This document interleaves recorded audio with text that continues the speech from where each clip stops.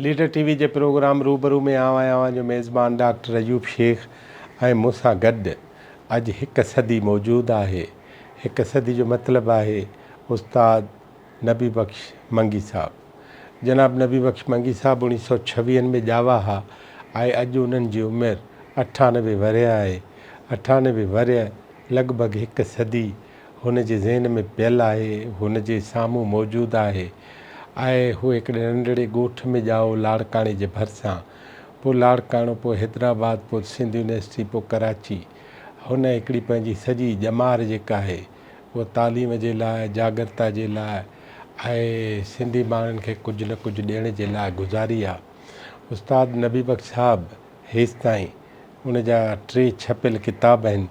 उन्हनि में मां तव्हांखे ॿुधायां त हीअ किताब जेके आहिनि उहे घणो करे सम्झाणी आहे आम माण्हुनि जे लाइ ऐं दुनिया जे मुख़्तलिफ़ माण्हुनि तअसुब लाइ छा चयो आहे, गुस्से लाइ छा चयो आहे, इज़त लाइ छा चयो आहे, मोहबत लाइ छा चयो आहे, नंढ वॾाई लाइ छा चयो आहे, अदब ऐं एतिराम लाइ छा चयो आहे ऐं मज़हबनि लाइ छा चयो आहे, समाजनि जे लाइ छा चयो आहे, उहो सभु जो सभु चाचे नबी बख़्श साहब जेके आहिनि उहे मुख़्तलिफ़ किताब लिखिया आहिनि। हुन जो ईअं ई मुख़्तलिफ़ माण्हुनि जे कोलनि ते ॿधल हिकिड़ो किताबु आहे बहकंदड़ ॿोल। उहो जेको आहे नबी बख़्श साहब जेको किताबु लिखियो ऐं उन खां पोइ वरी ॿियो किताबु उन्हनि लिखियो ॾातर ॾिनी ॾात। उहो बि लॻभॻि साॻी ॻाल्हि आहे, पर त हिन में हिकिड़ो फ़र्क़ु हीअ आहे त जेके बि पोइ जा लेखक आहिनि, मुसनिफ़ आहिनि या मुख़्तलिफ़ सियासी अॻवान आहिनि, ख़ासि करे सिंधी, उन में बेनज़ीर भुट्टो बि आहे, उन में मोहम्मद इब्राहिम जोयो बि आहे, उन में मौलाना उबैदुल्ला सिंधी बि आहे, हैदर बख़्श जतोई बि आहे, रसूल बख़्श पलीजो बि आहे। उन्हनि जूं ॻाल्हियूं हिननि किताबनि में आहिनि। या ख़ुदि हिकिड़ी सुठी ज़ाल, उन जो हिकिड़ो हिते हिन में बहस थियल आहे त हज़रत मोहम्मद सल्लल्लाहु अलैहि वसल्लम पंहिंजी नियाणी लाइ हज़रत अली खे ऐं हज़रत अली पंहिंजे घरवारी लाइ हुज़ूर जन खे कहिड़े नमूने सां ॻाल्हायो, छा चयो, उहे सभु ॻाल्हियूं हिन किताब में किथे हिकु हिकु कौल जी सूरत में आहिनि, किथे सम्झाणी जी सूरत में आहिनि। साईं नबी बख़्श साहब जो जेको 3 किताबु आहे उहो औरत ते आहे। मूं साईं खे चयो त तव्हां पहिरियों किताबु जेको आहे, उहो मूं साईं खे चयो नबी बख़्श साहब खे तव्हां पहिरियों किताबु जेको आहे उहो पंहिंजे वालिद साहब जे नाले मनसूब कयो आहे, पर उन जो नालो ॾिनो अथव पंहिंजे नियाणीअ जो, भेण जो नालो ॾिनो अथव। पर ॿियो किताबु जेको तव्हां पंहिंजे पंहिंजे वालिदा जे नाले मनसूब कयो आहे त उन वालिदा जो नालो तव्हां छो न ॾिनो आहे। तंहिं ते साईं नबी बख़्श साहब मूंखे ॿुधायो त असुल ॻाल्हि इहा त असां रहूं था मर्दाणे समाज में, पोइ हिते मर्दनि जो नालो अवल अचे थो, औरतुनि जो नालो असां गुम था करे छॾियूं। इन करे मूं बि गुम करे छॾियो ऐं पंहिंजी अम्मा जो नालो जेको आहे उहो न ॾिनो। हीउ 3 किताबु औरत, उहो साईं जो आख़िरी छपियल किताबु आहे। ऐं पर जेके अणछपियल जेके साईं वटि मुसवदा आहिनि, साईं जन जो पुट, साईं जन जा पोटा, उहे कोशिशि कनि था त उन्हनि किताबनि खे सहेड़े आहिस्ते आहिस्ते अॻिते आणनि। अचो त 98 वरनि जे उस्ताद साईं नबी बख़्श मंगी साहब सां पाण ॻाल्हायूं। साईं अस्सलाम वालेकुम।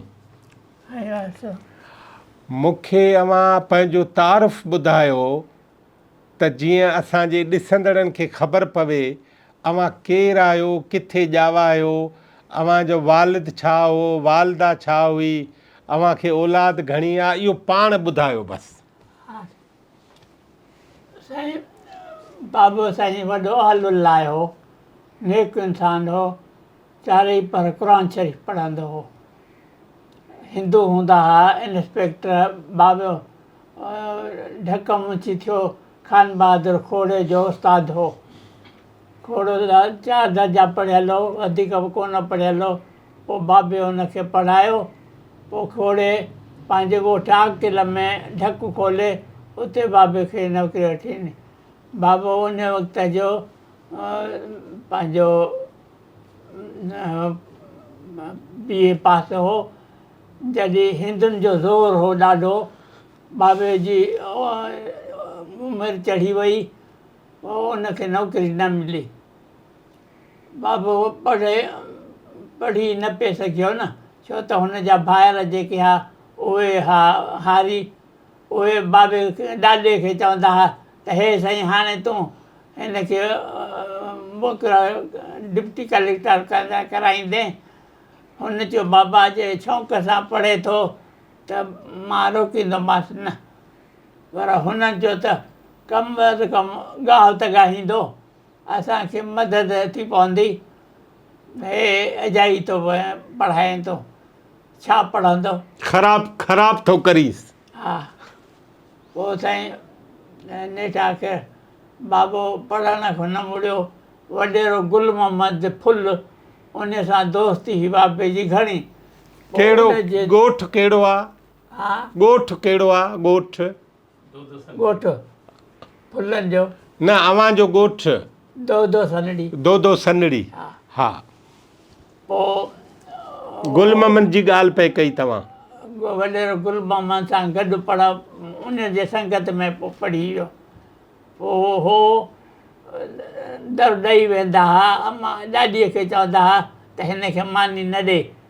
बसि पोइ ॾाॾी वरी मथां विथी जेका हूंदी हुई दर जे, उन जो मानी ॾींदी हुअसि, पाणी बि उतां ॾींदी हुअसि। बाक़ी हो पढ़णु न ॾींदा हुआ। नेठि आख़िर जॾहिं पोइ बि हो न मुड़ियो, पोइ ॾाॾे चए न अड़े छॾियो, हाणे हो मुड़ंदो कोन, तंहिं करे पढ़े भली। पोइ पढ़णु शुरू थियो, वॾेरो गुल मोहम्मद सां गॾिजी वेंदो हो। पोइ जॾहिं नौकिरी त कान मिलियसि, छो त हिंदुनि जो ज़ोर हो। हे बाबे खे पोइ खोड़े साहिबु ढक मुंशी करे ॻोठ में ढकु खोले ॾिनईसि, चई हाणे रोज़गार बि पियो कर ऐं मूंखे बि पढ़ाए। पोइ हुते आकिल में रोज़ु वेंदो हो, दोधे मंझां बंदि झली बंदि वठी रोज़ु वेंदो हो सुबुह जो, वरी शाम जो ड्यूटी ॾेई ऐं मोटी ईंदो हो रोज़ु। साईं शाबसि आहे इन्हनि माण्हुनि खे जो इहो पंधु कंदो हो। पोइ हुते पढ़ी पियो, हुते नौकिरी हुते कयईं। पोइ जॾहिं बाबे शादी वादी कई, पोइ खोड़े खे चयईं त हाणे मूंखे सहूलियत ॾे, मां हाणे हेॾो पंधु नथो करे सघां। पोइ खोड़े वरी असांजे ॻोठ में ढकु खोलियो। पोइ उते बाबो घर में ई पंहिंजो हुते नौकिरी बि कंदो हो, क़ुर शरीफ़ बि पियो पढ़ंदो हो। ऐं हो असांजा जेके सौट हुआ से भंग ऐं नच ऐं हथड़ी हणंदा हुआ। पोइ चोरीअ में जहिड़ी फांसी पवनि त हुननि जो जेल में जो विझनि, जा पुलिस झले त हुननि जो ज़ालां रोअनि, ॿार रोअनि। वरी बाबो वरी छा करे, वरी वञी खोड़े खे सताए त हिननि खे घर में रोधन थो पए, पोइ हुननि खे छॾाईंदो। हो असांजो सिद्दीक़ नालो हुअसि, उहो कमु ई न कंदो हो। बसि इहो वारो लॻेसि त चोरी करे, न त भंग। उहा उन्हनि तव्हांजे सौटनि में आदत कंहिं विधी? चोरीअ नशे भंग जी किथां पई आदत? उते इहो माहौल ई अहिड़ो हो न, माहौल ई अहिड़ो हो। हुनजा ॿिया मिट माइट बि ईअं ई धंधो कंदा हुआ। न, पर हिंदू बि कंदा नशो चोरी ऐं इहे? हिंदू न। न, असांजा माण्हू कंदा हुआ, मुस्लमान। हा हा। पोइ मुस्लमाननि खे इहा पिट किथां लॻी? इहा लॻी जो ॿिया हुननि जा मिट बि हुआ न, उहे बि इन धंधे में लथियलु हुआ, हे बि लही पिया। भला अव्हां जो चओ था त हिंदुनि जो ज़मानो हो, हा, त उहो ज़मानो त अंग्रेज़ जो हो न? हा। पोइ हिंदू छो था चओ तव्हां? बसि हिंदू साईं पोइ पढ़ंदा हुआ न, पढ़ंदा हुआ। अंग्रेज़नि जूं नौकिरियूं बि हिंदू कंदा हुआ। साईं पढ़ंदा त नौकिरी उहे कंदा न? हा, उहे बस थोड़े अंग्रेज़ DSP हा या मेजर हा त हिकिड़ो पंहिंजो टीचर खणंदा हुआ हिंदू जेको सिंधी सम्झंदो हो हुननि खे सम्झाईंदो हो। पोइ मिसाल उठ खे जो हुश हुश कंदा हुआ त हुन वटि बि जो माण्हू अचनि था उन्हनि खे चवंदा हुआ हुश हुश हुश त हे सम्झाईंदा आहिनि इहे माण्हुनि खे हुश न चइबो आहे ऐं इहे रुगो उठ खे चइबो उठ आहे। खे चइबो आहे। पोइ हुननि खे इहो सम्झाईंदा पोइ हिंदू उन्हनि खे गाइड कंदा। हा पोइ ख़ान बहादुर खे घणो पढ़ायईं अव्हां जे वालिद साहब? बसि 4 दर्जन खां मथे पोइ बसि बाबे पढ़ायसि। केतिरो? बसि मुंहिंजे ख़्याल में मैट्रिक ताईं। पर ख़ान बहादुर में बि त मणिया हुई, होशियारु हुयो। हा 4 दर्जा पढ़ियल हो पर उथणी वेहणी जो हुयसि त उन वक़्त में हुयो ई ख़ान बहादुर खोड़ो सिंध में। ॿियो काज़ी फज़लुल्लाह वरी पोइ थियो। काज़ी फज़लुल्लाह त हुयो मीरपुर ख़ास जे पासे जो नौशहरे जो। हा पोइ उहो जो लाड़काने में अचे वकालत कयईं मोहम्मद हनीफ़ सां गॾु त पोइ उते हिन जी चानस थी वई। पोइ कुझु ॾींहं खोड़े सां हो गॾु वरी खोड़े सां इख़्तिलाफ़ थी पियसि। पोइ वरी काज़ी फज़लुल्लाह जुदा वरी वज़ीर आला बि थियो सिंध जो। काज़ी फज़लुल्लाह चङो माण्हू हो हुन में वॾेर वारो उहो न हो। उहो पढ़ियल माण्हू हो। हा ऐं शादी वादी बि न कई? न बसि पोइ मीटिंग का थींदी त हिकु औरत साण हूंदी हुअसि। अच्छा। माण्हुनि खे ॾेखारण कान त मूंखे औरत आहे पर हिकिड़ी लाड़काने जी हूंदी बदमाश औरत उहा ख़ान बहादुर हिनखे ख़ालसा फ़क़ीर मोहम्मद सां घणी लॻंदी हुनजी।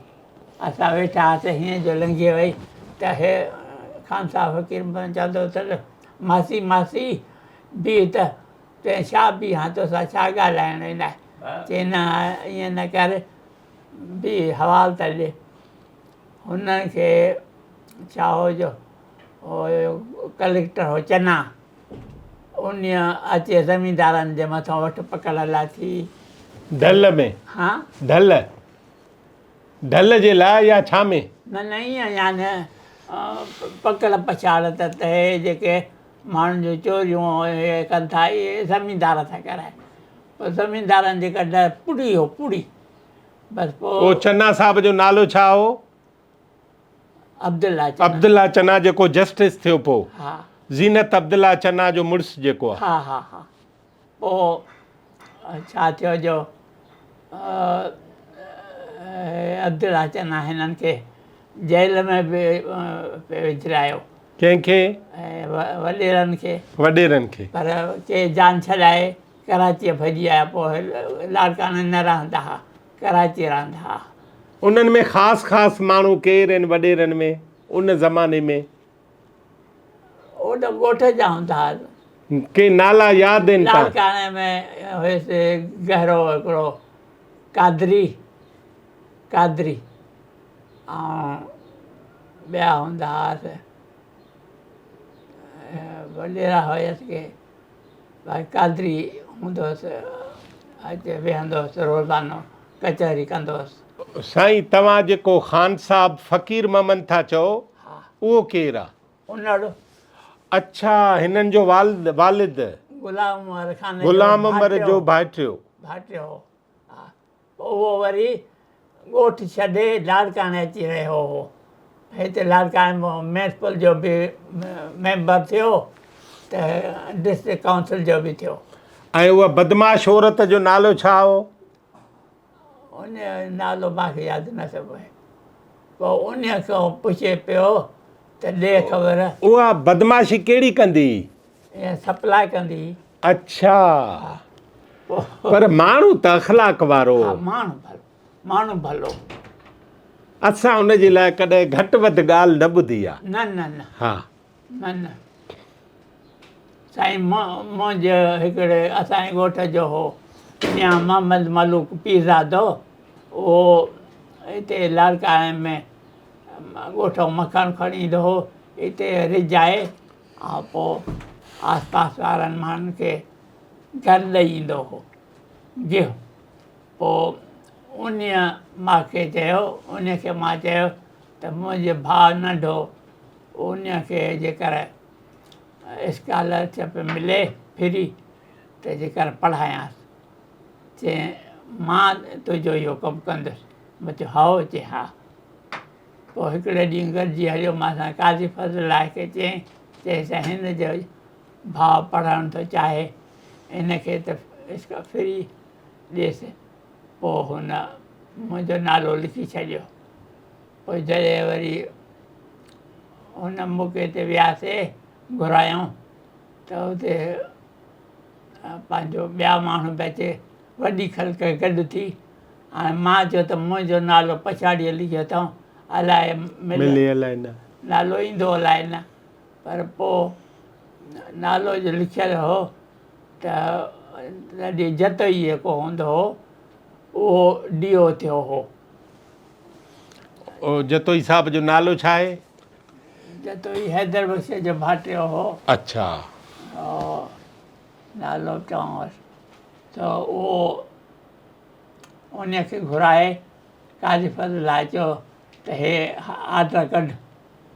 पोइ हुन आर्डर कढिया, मूंखे बि पोइ मिली फ्रीशिप मुंहिंजे भाउ खे।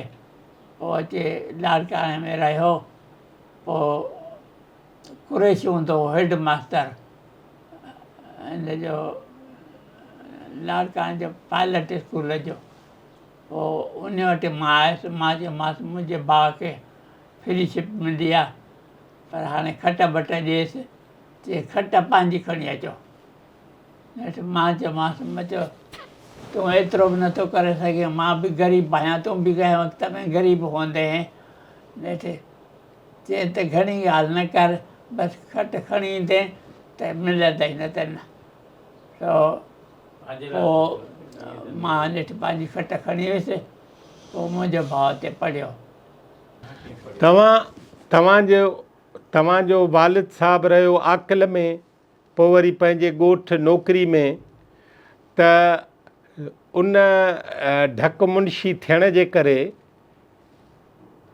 हुन कम कहिड़ा कहिड़ा कया जानवरनि खे संभालण जा? ढक अॻे त उहो हूंदो हो न? बसि जेको ढोर ढक में ॾियणु ईंदो हो त उहो रसीद वठी वेंदो हो। बसि पोइ असांजो हिकिड़ो भाटियो होसि बाबे जो, उनखे धनार करे रखियो हुअईं पघार ते। उहो जानवर संभालींदो? उहो पाणी वाणी हुननि खे पीआरींदो हो या गाहु वाहु वठी विझंदो हो। ऐं जानवर उते छो रखंदा हुआ माण्हू? जो ॿाहिरि माण्हुनि जो पोख भेलींदा हुआ न। अच्छा, उन्हनि खे पकिड़े अचिबो? हा, उहे उन्हनि जा मालिक बनीअ जा वठी ईंदा हुआ। पोइ घणो करे भीलनि जा माल घणो ईंदो हो, छो त हो जल छॾींदा हुआ न। पोइ बसि भेॼाणियूं क़ुर खणी अचे वेही रहंदियूं। बाबे खे चवंदियूं त हे क़ुर वेड़ थी, मुंहिंजो माल छॾ। उहो चवंदुसि मार पए, मां कीअं छॾियां? हाणे जॾहिं मां रसीद बि कढी ॾिनी त हाणे जे छॾियां त इहो पैसा मुंहिंजे ॻिचीअ में पवनि न। पर पोइ क़ुर खे ॾिसी पोइ चवंदुसि भला अधु तूं भर अधु मां थो भरियां। पोइ ईअं न त जान न छॾींदियूं, बेटियूं हूंदियूं क़ुर खयूं। हिकिड़ी नंढड़ी साई थो वठां, हिकिड़ी नंढड़ी साई। नाज़रीन, असां जूं ॻाल्हियूं उस्ताद चाचा नबी बख्श साहब सां जारी आहिनि। हिकिड़ी नंढड़ी साई खां पोइ पाण हिन हिकु सदी खे ॾिसूं था। ऐं हिकिड़ी ॻाल्हि त तमामु प्रॉपर थी वई त उन दौर में माना अॼु खां 100 साल अवल लाड़काणे में चोरी चकारी बि हुई, लाड़काणे में जानवर भेलण ते बि सज़ा हुई। हाणे त क़त्ल जी सज़ा बि कान थी मिले कंहिंखे। ऐं पढ़ाई बि हुई। ऐं हेॾो वॾो माण्हू ख़ान बहादुर मोहम्मद अयूब खोड़ो, उनखे पढ़ाइण वारो बि हिकिड़ो ग़रीब माण्हू हो, उहो हिननि जो वालिद हो जंहिं उनखे वरी पढ़ायो। ऐं ख़ान बहादुर मोहम्मद अयूब खोड़े वरी पंहिंजी सहूलियत लाइ हिन जे वालिद खे नौकिरी बि ॾिनी आकिल ॻोठ में। हिकिड़ो अजब किस्सो आहे, अजब कहाणी आहे। ऐं पाण हिन नंढड़ी साई खां पोइ वरी था चाचा सां ॻाल्हायूं ऐं उनजी तालीम पोइ अॻिते कीअं वधनि था। असां सां गॾु रहिजो।